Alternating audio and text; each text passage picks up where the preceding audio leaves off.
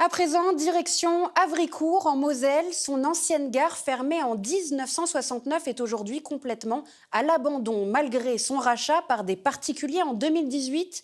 Alors, quel avenir pour cette gare qui en son temps fut une halte ferroviaire importante dans l'axe Paris-Berlin? Explication de Christophe Gaumont. Un coup de folie. C'est comme cela que Roman Matisse décrit l'acquisition en 2018 de l'ancienne gare d'Havricourt en Moselle. Avec son conjoint, ils mettent alors sur la table 100 000 euros. 7 ans plus tard, le bâtiment est toujours dans son jus. Il continue même de se dégrader, mais nos jeunes investisseurs sont convaincus par le fort potentiel du lieu. L'idée aujourd'hui, c'est d'en faire un bâtiment événementiel, mais haut de gamme. On viserait plutôt de la réception pour du mariage, ce genre de choses. Il y a eu différents projets qui sont passés concernant ce bâtiment, mais ils étaient très compliqués pour certains à réaliser. Pour pouvoir en faire une salle d'événementiel, il va falloir pousser certains murs, relever peut-être certains planchers, mais tout en gardant cette belle architecture et en gardant l'essence même de ce bâtiment. Depuis 1969, le guichet de cette gare n'accueille plus de voyageurs. Construite environ un siècle auparavant par l'architecte allemand Eduard Jacobsthal, elle a connu son heure de gloire au début du XXe siècle. À cette époque, plus d'1 million de voyageurs la fréquentaient chaque année. Il y a eu des événements importants comme l'exposition universelle à Paris ou à Berlin, où ces années-là, on comptait plus d'1 million de voyageurs qui transitaient par cette gare dans l'année.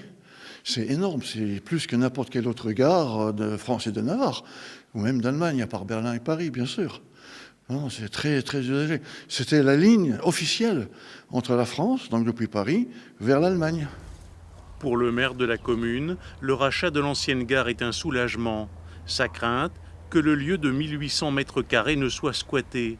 Il ne pouvait envisager une éventuelle démolition de ce bâtiment, aujourd'hui classé monument historique. Moi, c'était que du bonheur, dans le sens où, enfin, il y aura un projet qui permettra la réhabilitation de cette gare. C'est quand même Guillaume Ier qui a inauguré ce bâtiment-là en 1873, je crois.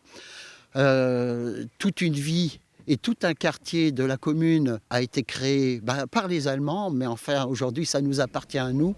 À l'intérieur, il faut souvent enjamber les gravats. Au détour d'une pièce, des éléments architecturaux retiennent l'attention, comme ces poteaux que l'on retrouve également dans d'autres gares de la région.